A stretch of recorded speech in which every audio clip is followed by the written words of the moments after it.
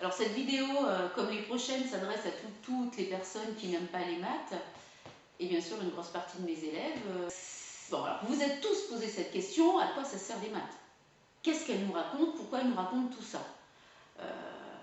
Vous avez pu essayer de poser la question au prof de maths, vous avez essayé de me la poser, donc évidemment, des fois je ne vous réponds pas parce que vous m'énervez un peu. Des fois je vous dis, écoutez, si ça ne vous convient pas, écrivez au ministre de l'Éducation nationale, il va vous expliquer pourquoi des programmes. Et quand j'ai un petit peu plus de temps et que je suis en meilleure forme, j'essaye de vous expliquer le pourquoi du comment. Ce que j'ai pu voir au bout de 20 ans d'enseignement des mathématiques, c'est que les classes se divisent en plusieurs groupes. On a une partie des élèves, le premier groupe, le groupe majoritaire, qui ne voit pas l'intérêt des mathématiques. Alors pour eux, cosinus, sinus, c'est peut-être des noms de dinosaures, ils ne savent pas trop. Le prof les torture avec des outils, le compas, le rapporteur, essentiellement le rapporteur d'ailleurs, on ne sait pas à quoi ça va nous servir plus tard. Peut-être à faire un boomerang, un frisbee, on ne sait pas trop. Nous parle de Pythagore et de Thalès comme si ils avaient inventé un truc incroyable alors qu'ils nous embêtent avec des théorèmes dont on se fiche complètement. Cela ne voit pas du tout l'intérêt des mathématiques.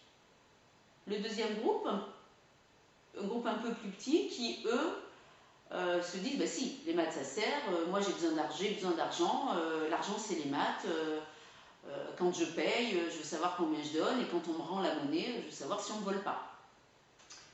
Le troisième groupe qui encore là est encore vraiment plus petit, eux se disent, si, les maths ça sert. Ça sert pour créer des choses.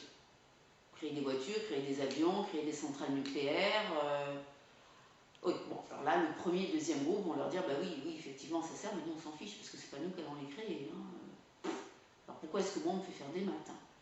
Et puis, si on a un peu de chance, on a le quatrième groupe. Le quatrième groupe, c'est ceux qui ne se posent pas de questions, qui aiment les maths, qui ont tout à fait compris l'intérêt des maths dans la vie de tous les jours, dans la médecine, dans la biologie, dans la génétique, dans la géographie, dans les sciences économiques, etc.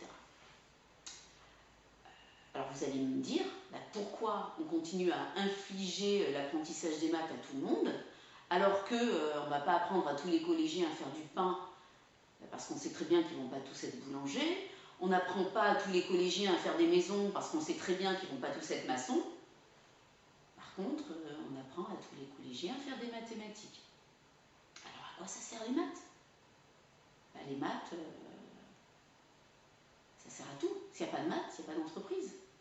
S'il n'y a pas de maths, il n'y a pas de voiture. S'il n'y a pas de maths, écoutez bien, il n'y a pas d'algorithme. S'il n'y a pas d'algorithme, il n'y a pas de programmation. S'il n'y a pas de programmation, il n'y a pas de jeux vidéo. Donc là, ça vous intéresse déjà un petit peu plus. S'il n'y a pas de maths, il n'y a pas de satellite. S'il n'y a pas de satellite, il n'y a pas de télé. Mais il n'y a surtout pas de téléphone portable. S'il n'y a pas de satellite, il n'y a pas d'internet. Et s'il n'y a pas d'internet, il n'y a pas de réseaux sociaux. Donc vous n'avez plus de vie. S'il n'y a pas de maths, mais non plus pas d'argent. Donc tu as deux possibilités.